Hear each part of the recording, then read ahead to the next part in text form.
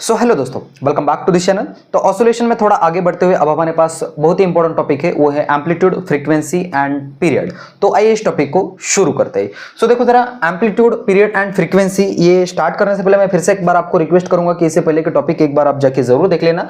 तो देखो, सबसे पहले तो समझ लेते हैं कि एम्पलीट्यूड क्या होता है। ठीक है, सो ये मेरे पास मैंने हेडिंग लगा दी एक प्यारी सी, एम्पलीट्यूड। ओके, पहले एम्पलीट्यूड कैलकुलेट कर लेते, उसके बाद में पीरियड एंड उसके बाद में फ्रीक्वेंसी कैलकुलेट कर लेते। ठीक है, सो देखो एम्पलीट्यूड क्या होता है कि मान लेते हैं कि मेरे पास कोई एक पार्टिकल है जो कि लीनियर एसएचएम परफॉर्म कर रहा है, और यहां से ये वाली उसकी जो ये सेंटर वाली जो है वो मेन पोजीशन है, और ये वाली जो है वो एक्सट्रीम पोजीशन है, और ये जो है नेगेटिव एक्सट्रीम पोजीशन है। ठीक है, और ये वाली क्या हो गई, पॉजिटिव एक्सट्रीम पोजीशन हो गई। अब हमारा पार्टिकल लीनियर एसएचएम परफॉर्म कर रहा है, तो पहले तो वो यहां रहेगा मेन पोजीशन पे। ठीक है, अब वो जैसे इस मेन पोजीशन से हम ऑल्सो डिस्प्लेसमेंट कैलकुलेट कर लेते, मान लेते कि वो वाला जो पॉइंट है वो पी पॉइंट तक पहुंचा, तो यहां से मेन पोजीशन से लेकर यहां से पी पॉइंट तक उसने जो डिस्प्लेसमेंट ट्रैवल किया, तो उसको कहा जाएगा एक्स कहा जाएगा। ठीक है, अब मैं यहां से उसे कुछ इस तरीके से थोड़ा सा लिखना चाहूंगा। लेट अस कंसीडर, क्या लिखेंगे हम, let us consider the particle performing, the particle क्या कर रहा है, the particle performing linear SHM, particle performing linear SHM. अगर कोई पार्टिकल लीनियर एसएचएम परफॉर्म कर रहा होगा, तब उसके पास जो डिस्प्लेसमेंट होता है, देन तो डिस्प्लेसमेंट का एक इक्वेशन होता है, then displacement X is equal to वो होता है A into sine omega T plus five. ठीक है, तो ये वाला इक्वेशन कहां से आ गई है, ऑलरेडी हम डिराइव कर चुके हैं। सो माय डियर फ्रेंड्स, अगर कोई हमारा पार्टिकल एक्सट्रीम पोजीशन पे, पॉजिटिव एक्सट्रीम पोजीशन पे, तब उसके पास ओमेगा टी प्लस 5 कितना होता है, और अगर पार्टिकल नेगेटिव एक्सट्रीम पोजीशन पे, तब उसके पास ओमेगा टी प्लस 5 कितना होता है, ये भी हम समझ लेते हैं। सो देखो जरा, अगर पार्टिकल इफ पार्टिकल कहां पे हो, if particle is at positive extreme position, ठीक है, पॉजिटिव एक्सट्रीम पोजीशन, अगर पार्टिकल पॉजिटिव एक्सट्रीम पोजीशन पे है, तब उसके पास जो ये ओमेगा टी प्लस 5 होता है, वो होता है ओमेगा टी प्लस 5, ये होता है मेरा भाई पाई बाई 2। ठीक है, अब ये कहां से आया, क्यों आया, ये पहले वाले वीडियो में हम डिस्कस कर चुके, तो अब मैं डिटेल में उतना नहीं जाऊंगा, तो समझ लो। ठीक है, omega T plus 5 equal to कितना हो, पाई बाई 2। अगर मैं यहां से cos पाई बाई 2 की cos पाई बाई 2 की वैल्यू निकालूं या sin पाई बाई 2 की वैल्यू निकालूं, ठीक है, तो ये कितनी हो जाएगी, यहां से sin पाई बाई 2 की वैल्यू, यानी कि साइन 90 की वैल्यू कितनी होती है, 1 होती है ना, +1। अगर पार्टिकल इसी तरीके से मान लेते कि इफ पार्टिकल क्या कर रहा होगा, पार्टिकल कहां पे हो अभी, इफ पार्टिकल इज एट कहां पे हो, नेगेटिव एक्सट्रीम पोजीशन पे हो, है ना, नेगेटिव एक्सट्रीम पोजीशन पे हो। अगर पार्टिकल नेगेटिव एक्सट्रीम पोजीशन पे है, तब उसके पास जो एंगल होता है, यानी कि omega T plus 5, omega T plus 5, ये जो एंगल होता है ये होता है 3 पाई बाई 2। कितना होता है, 3 पाई बाई 2। और इसी तरीके से अगर मैं साइन 3 पाई बाई 2 की वैल्यू निकालूं, तो साइन 3 पाई बाई 2 की वैल्यू निकालने पर वो हमको मिलती है -1। ठीक है, अब ये साइन का ग्राफ होता है, वो आप फिर से एक बार मैं आपको यहां समझाना चाहूंगा साइन का ग्राफ। देखो जरा, ये मेरे पास कुछ मैंने एक्सिस ड्रॉ कर दी, और ये जो साइन की वेव होती है वो यहाँ से ओरिजिन से स्टार्ट होती है। ठीक है, कुछ इस तरीके से, तो यहाँ मेरे पास है 0, यहाँ होता है पाई, यहाँ होगा 2 पाई, यहाँ होगा 3 पाई, और यहाँ पे इस वाले पॉइंट पे होगा पाई बाई 2, इस वाले पॉइंट पे होगा 3 पाई बाई 2, और इस वाले पॉइंट पे होगा 5 पाई बाई 2। ठीक है, अब यहाँ से ध्यान से देखो जरा, अगर साइन 0 की वैल्यू तो 0 है, और यहाँ मैंने +1 लिखा और यहाँ -1 लिखा, साइन की जो वैल्यू होती है वो +1 और -1 के बीच में ही होती है। सो देखो जरा, यहाँ 0 है, अगर पाई बाई 2 होने पे कितनी है, वहां ऊपर +1 है, और पाई होने पे 0 है, अगेन 3 पाई बाई 2 पे कितनी है, यहाँ नीचे -1 है, अगर ऊपर जाने पे फिर से एक बार प्लस है, 2 पाई पे 0 है, 3 पाई पे 0 है। ठीक है, तो उस हिसाब से 3 पाई बाई 2 की वैल्यू कितनी आ जाएगी, यहाँ से -1 आ जाएगी। यानी कि अगर मैं ये दोनों वैल्यू, अब ये साइन पाई बाई 2 और साइन 3 पाई बाई 2 एक समय करके इस जगह पे रखने की कोशिश करूंगा, तो इक्वेशन 1 मेरे पास कुछ इस तरीके से आ जाएगा। Equation 1 becomes, so my dear friends, equation 1 में क्या चेंज हो जाएगा, देखो जरा, equation 1 x is equal to, यहां से तो एम्पलीट्यूड एज इट इज रहेगा, इसकी जगह पे एक बार क्या आ जाएगा, 1 आ जाएगा, और एक बार क्या आ जाएगा, -1। यानी कि क्या मैं इसे लिख सकता हूं क्या, +-1, यानी कि मेरे पास डिस्प्लेसमेंट जो आ गया वो आ गया +-a। ठीक है, इसका मतलब अगर मेरे पास कोई पार्टिकल लीनियर एसएचएम परफॉर्म कर रहा होगा, और वो एक दो पॉसिबिलिटी हो सकती है, या तो मीन पोजीशन से वो पॉजिटिव एक्सट्रीम पोजीशन तक हो सकता है, या तो मीन पोजीशन से लेकर नेगेटिव एक्सट्रीम पोजीशन तक हो सकता है।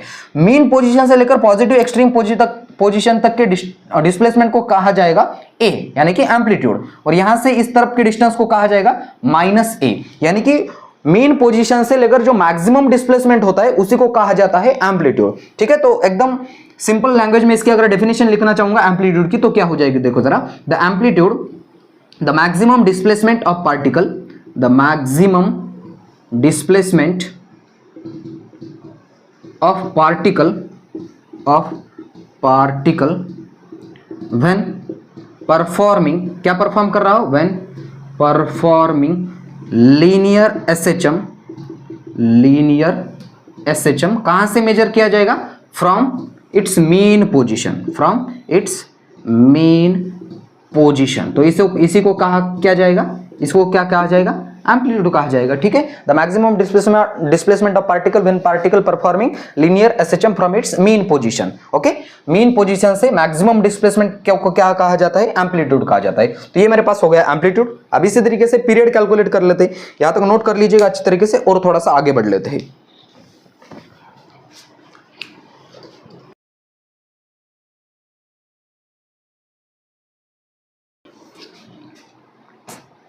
सो देखो जरा एम्पलीट्यूड अब क्या होता है, हेडिंग पीरियड क्या होता है, हेडिंग लगाई जाए। अब दूसरी वाली जो हम समझ लेते हैं थोड़ा सा पीरियड के बारे में। ओके, अब ये पीरियड हम कैपिटल टी से दिखाएंगे। ओके, अब पीरियड में देखो जरा, मान लेते कि अभी कोई पार्टिकल है जो कि लीनियर एसएचएम परफॉर्म कर रहा है, यहां से कुछ इस तरीके से लीनियर एसएचएम परफॉर्म कर रहा है, ये उसकी मीन पोजीशन हो गई, ये उसकी पॉजिटिव एक्सट्रीम पोजीशन हो गई, ये इसकी नेगेटिव एक्सट्रीम पोजीशन हो गई। मीन पोजीशन से मैक्सिमम डिस्प्लेसमेंट एम्पलीट्यूड कहा जाएगा और इस तरफ भी डिस्प्लेसमेंट क्या कहा जाएगा, एम्पलीट्यूड ही कहा जाएगा। ठीक है, अब यहां से देखो माय डियर फ्रेंड्स, मान लेते हैं कि पार्टिकल, अब यहाँ पीरियड क्या होता है, अगर उसने लीनियर एसएचएम इस नेगेटिव एक्सट्रीम पोजीशन से शुरू कर दिया और यहां से वो पॉजिटिव एक्सट्रीम पोजीशन तक गया और फिर से एक बार इसी डायरेक्शन में वापस आ गया, ठीक है, और फिर से एक बार नेगेटिव एक्सट्रीम पोजीशन तक ही आ गया, तो वहां से उसको जाने से आने तक एक ऑसिलेशन कंप्लीट करने में जितना टाइम लगता है, तो उसी को क्या कहा जाता है, पीरियड कहा जाता है। ठीक है, अब यहां से फिर से एक बार मैं थोड़ा सा उसको थ्योरेटिकल पार्ट्स लिखना चाहूंगा। When particle performing linear SHM, when particle performing linear SHM then displacement of the particle is given by, तो क्या होता है वो अभी हम कैलकुलेट कर चुके हैं डिस्प्लेसमेंट, वो होता है a into sine omega T plus five. ठीक है, बढ़िया है यहां तक। और ये जो इक्वेशन कब आया है, एट टाइम कितना था, टी था। अब मान लेते हैं कि उसने एक ऑसिलेशन कंप्लीट कर दिया, एक ऑसिलेशन यहां से निकला और फिर से एक बार उसी जगह पे रिपीट आ गया, तो क्या मैं ऐसे लिख सकता हूं क्या, at T is equal to small T plus capital T. Capital T क्या है, कैपिटल टी यानी कि टाइम पीरियड है। ओके, अब ये टी की वैल्यू कितनी होती है, टी इज इक्वल टू होता है 2 पाई बाय ओमेगा होता है। ठीक है, अब ये जो वैल्यू मैं अगर ऊपर वाली इक्वेशन में सब्स्टिट्यूट करूंगा तो x की वैल्यू कितनी आ जाएगी, देखो जरा, x इज इक्वल टू यानी कि टी टाइम में वही पार्टिकल हमको उसी पोजीशन पे मिलने की संभावना है या नहीं है, वो हमको चेक करना है। x इज इक्वल टू क्या है, a इंटू यहां से साइन और यहां ब्रैकेट लगा दिया ओमेगा, टाइम की जगह पे क्या पुट कर दिया मैंने, small T plus capital T. ठीक है, और ये t क्या है, टाइम पीरियड है, कैपिटल टी, एंड प्लस क्या है, एंगल फाइव। ओके, अब क्या कर लेता हूं, इस ओमेगा टी से अंदर मल्टीप्लाई कर देता हूं, तो क्या हो जाएगा, x is equal to a into यहां से हो जाएगा sine omega T plus omega into capital T. ठीक है, एंगल प्लस फाइव। अब ओमेगा की वैल्यू कितनी होती है, 2 पाई बाय यहां से t is equal to 2 pi by omega है, तो क्या हो जाएगा, देखो जरा, क्या मैं इस ये जो वैल्यू है इस टाइम पीरियड की जगह 2 पाई बाय ओमेगा पुट कर सकता हूं इस वाली इक्वेशन में, बिल्कुल कर सकता हूं। तो ऊपर वाला इक्वेशन क्या हो जाएगा, x is equal to a into sine यहां से ओमेगा टी प्लस ओमेगा। ठीक है, अब इस t की जगह पे हमको क्या पुट करना है, ये वाली वैल्यू 2 पाई बाय ओमेगा। ठीक है, यहां लिखा मैंने 2 पाई बाय ओमेगा प्लस यहां क्या हो जाएगा 5। ओके, यहां से ओमेगा कैंसिल हो जाएगा। अब कंपाउंड एंगल फॉर्मूला, अगर पाई है, 2 पाई है, 3 पाई है, तो उसको हमको चेंज करने की जरूरत नहीं है। अगर पाई बाय 2 है, 3 पाई बाय 2 है, 5 पाई बाय 2 है, तो हमको उसको साइन का कन्वर्जन किस में करना होता है, कॉस में करना होता है। ठीक है, तो हम यहाँ कन्वर्जन नहीं करेंगे, तो ये मेरे पास आएगा x is equal to a into sine, अब ये एंगल निकल जाएगा और क्या आ जाएगा, ओमेगा टी प्लस 5। ठीक है, तो x यानी कि क्या है, डिस्प्लेसमेंट है। देखो मेरा भाई, अगर ये वाला displacement t is equal to कितना होने पे, t is equal to small T पे उसने स्टार्ट किया था, कहां से, नेगेटिव एक्सट्रीम पोजीशन तक। अब टाइम पीरियड कितना हो गया, t हो गया, तब भी हमको क्या मिल रहा है, पार्टिकल किसी पोजीशन मिल रहा है, उसी पोजीशन पे मिल रहा है। ठीक है, तो t टाइम को हम क्या कहेंगे, अब यहां से देखो इसकी डेफिनेशन क्या लिख सकते हैं हम, द टाइम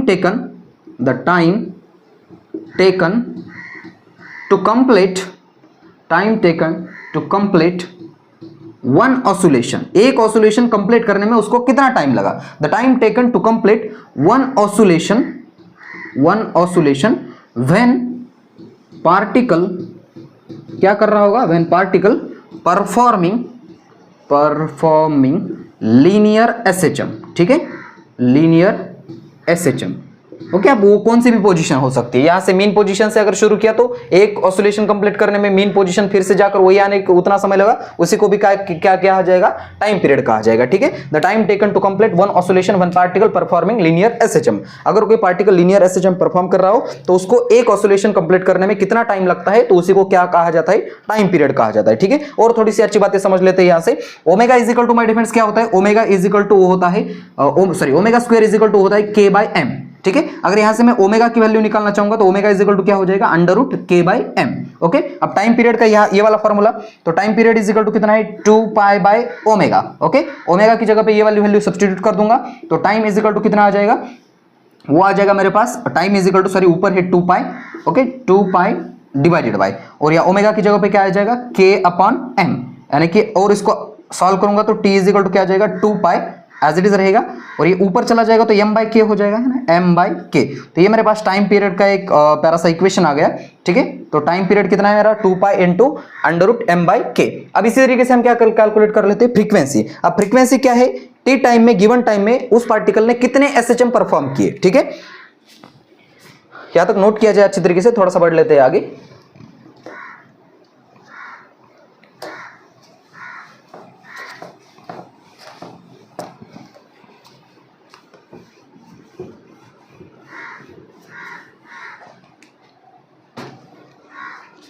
अपनी जो तीसरा वाला जो पार्टिकल है वो क्या है हमारे पास, फ्रीक्वेंसी। ठीक है, फ्रीक्वेंसी जिसको हम किससे दिखाएंगे, एन से। सो हमको ये भी बात पता है कि जो टाइम पीरियड एंड फ्रीक्वेंसी होती है उसका जो रिलेशन होता है वो इनवर्सली प्रोपोर्शनल होता है। ठीक है, तो ऐसा बोल सकता हूं क्या मैं, we no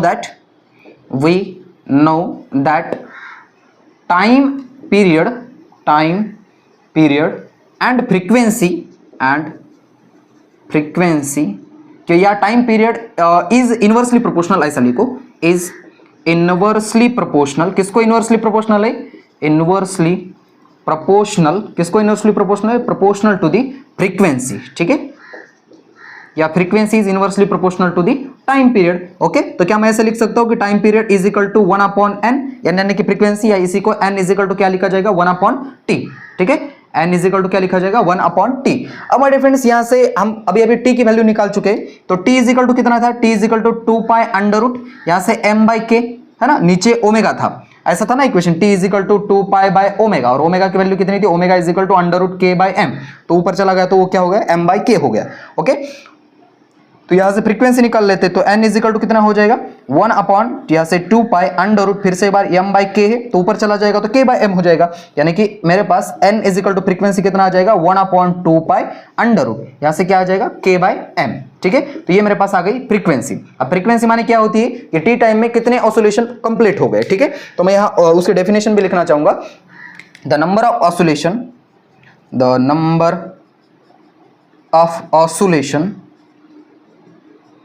the number of oscillation to complete in time t। ठीक है, when particle performing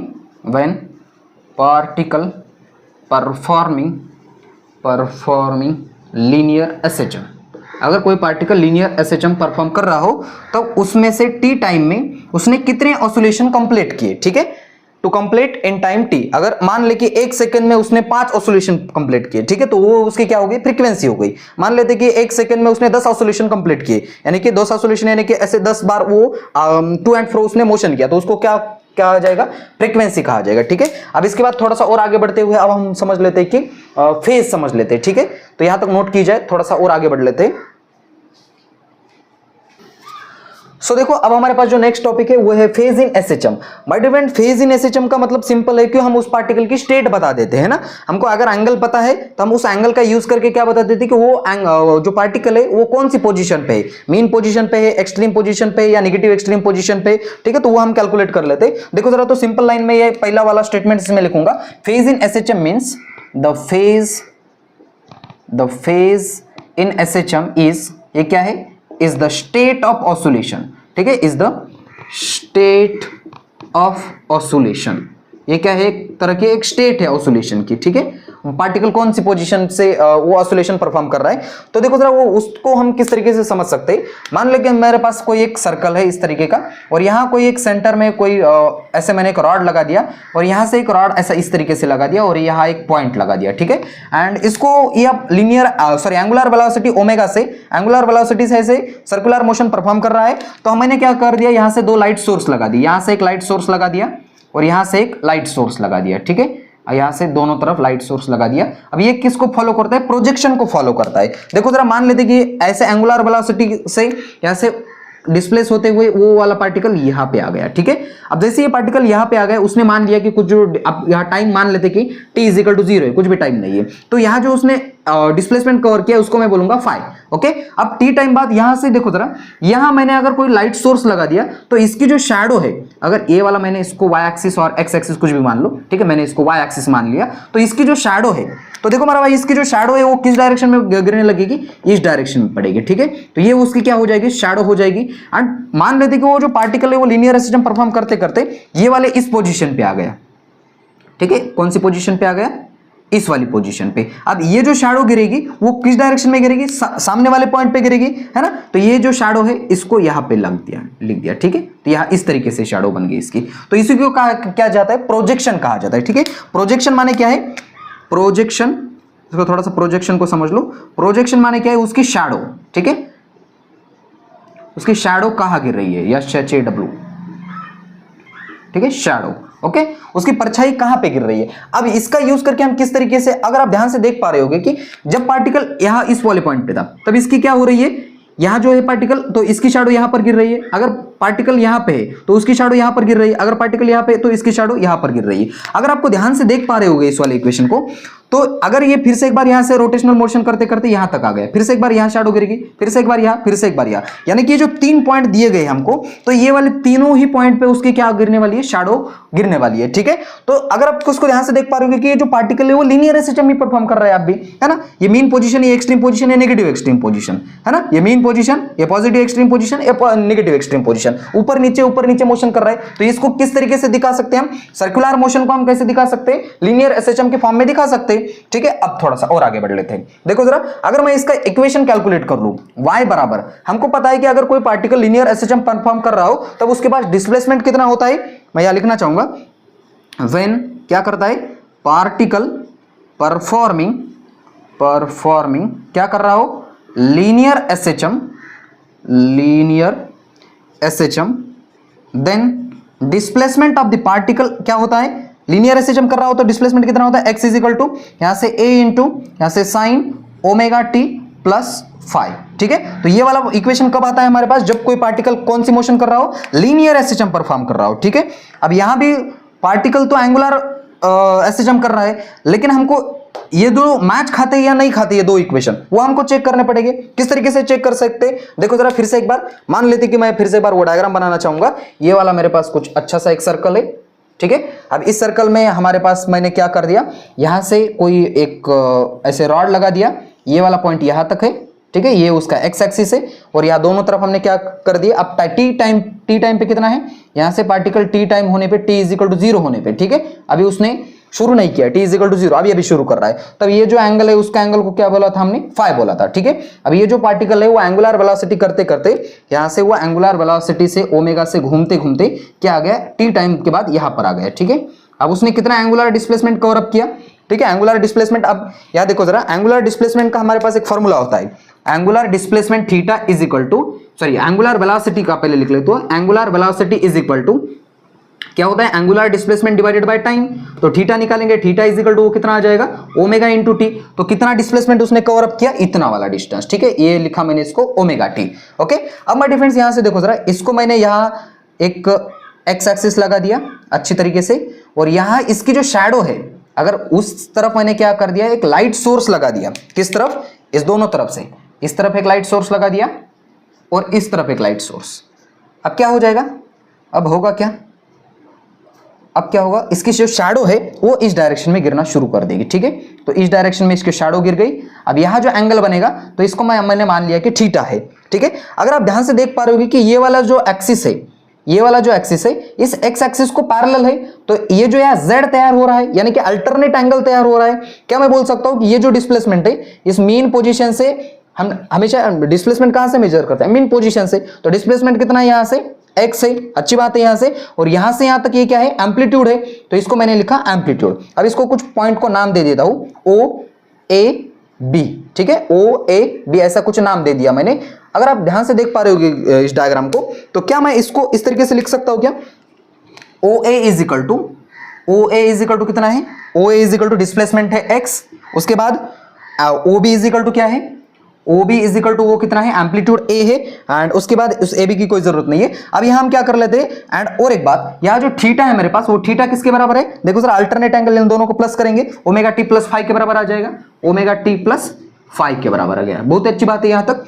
अब क्या कर लेते हैं, यहां से साइन थीटा की डेफिनेशन यूज कर लेते हैं। क्या कहता है हमको, sine theta is equal to opposite side upon hypotenuse, ठीक है, तो यहां लिखा मैंने sine theta is equal to opposite side upon hypotenuse, ठीक है। अब मैं पूरा नहीं लिखूंगा यहां से, अपोजिट साइड अपॉन हाइपोटेनियस। अगर ये थीटा है, थीटा की अपोजिट साइड कौन सी है, AO है, ठीक है, तो मैंने इसको लिखा OA, ठीक है, डिवाइडेड बाय हाइपोटेनियस कौन सा है, हाइपोटेनियस यहां से देखो, अगर यहां 90 डिग्री का एंगल बन रहा है तो सामने वाला हाइपोटेनियस बनेगा यानी कि OB।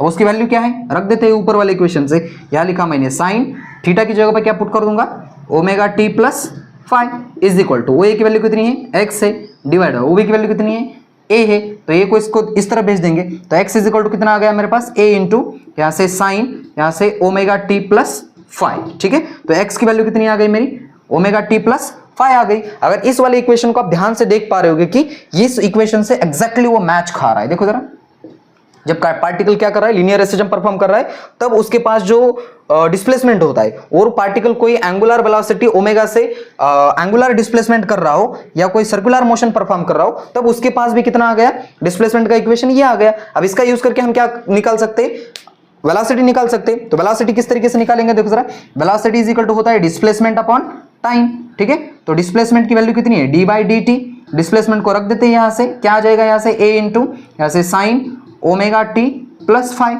ओके।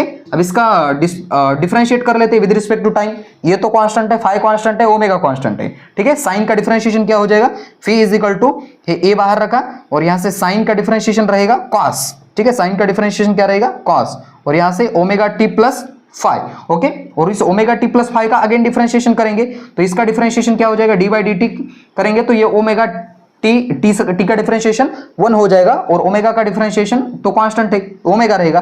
तो क्या मैं इसी ओमेगा को हटा के किस जगह पे लिखूंगा, तो इस जगह पे भी लिख सकता हूं, तो ये मेरे पास क्या आ गई, वेलोसिटी आ गई, ठीक है।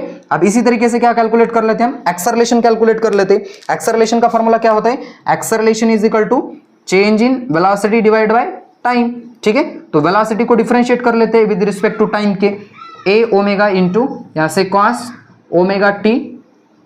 ओमेगा टी प्लस फाइव, ठीक है।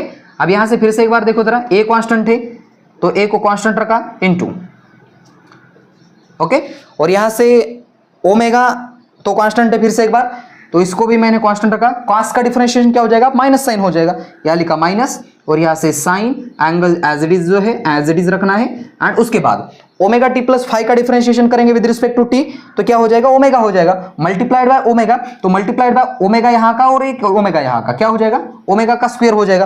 तो एक मेरे पास एक्सेलरेशन का भी यूनिट आ गया। अब इसको आप ध्यान से देख पा रहे हो मेरे फ्रेंड्स, ठीक है, तो मैं पहले इसको बॉक्स बना के रखूंगा, थोड़ा सा आगे और सॉल्व कर लेता हूं। देखो जरा इस वाले इक्वेशन को आप ध्यान से देख पा रहे होगे, तो ये मेरे पास क्या है, प्रोजेक्शन ऑफ डिस्प्लेसमेंट, ये प्रोजेक्शन ऑफ वेलोसिटी, और ये क्या है, प्रोजेक्शन ऑफ एक्सेलरेशन, ओके। अब देखो जरा और थोड़ा आगे बढ़ लेते हैं। अब यहां से A इज इक्वल टू, इसको मैंने सिर्फ A को साइड में रखा, A को जैसे मैं ओमेगा स्क्वायर को, माइनस ओमेगा स्क्वायर को मैंने साइड में रखा, और यहाँ मल्टीप्लीकेशन में ऐसे लिख सकता हूँ क्या मैं, A इंटू यहाँ से sign omega T plus five. इस वाले इक्वेशन को आप ध्यान से देख पा रहे होगे, तो आपको यहां देखने को मिलेगा, यहां से देखो ये वाला इक्वेशन, ओके, तो ये वाला इक्वेशन यहां मैं यूज कर सकता हूं क्या, बिल्कुल कर सकता हूं। तो ये मेरे पास नया एक इक्वेशन आ जाएगा, A is equal to minus omega square into x, देखो जरा, आपने ये जब पार्टिकल लीनियर एसएचएम परफॉर्म कर रहा था तब एक्सेलरेशन का यही इक्वेशन आया था, डिस्प्लेसमेंट का भी यही आया था, ठीक है। अब वेलोसिटी का एक दूसरा था, अब इसको और एडजस्ट करेंगे तो वो भी आ जाएगा, लेकिन हम यहां से समझ सकते हैं कि जब कोई पार्टिकल लीनियर एसएचएम कर रहा हो और कोई पार्टिकल एंगुलर एसएचएम कर रहा हो, ठीक है, तब उसके केसेस में जो उसके वेलोसिटी, डिस्प्लेसमेंट एंड एक्सेलरेशन के इक्वेशन होते हैं, क्या होते हैं, वो सेम होते हैं, ठीक है। तो आई होप कि यहां तक आपको फेज इन एसएचएम भी थोड़ा बहुत क्लियर हो गया होगा। अब इसके बाद जो है हम अलग अलग पॉइंट पे स्टेट किस तरीके से चेंज होती है वह भी हम निकाल लेते। आई होप कि यहां तक आपको समझ में आ गया होगा। तो इसी वीडियो को यहां देते फुल स्टॉप, तब तक के लिए वेरी ऑल द बेस्ट।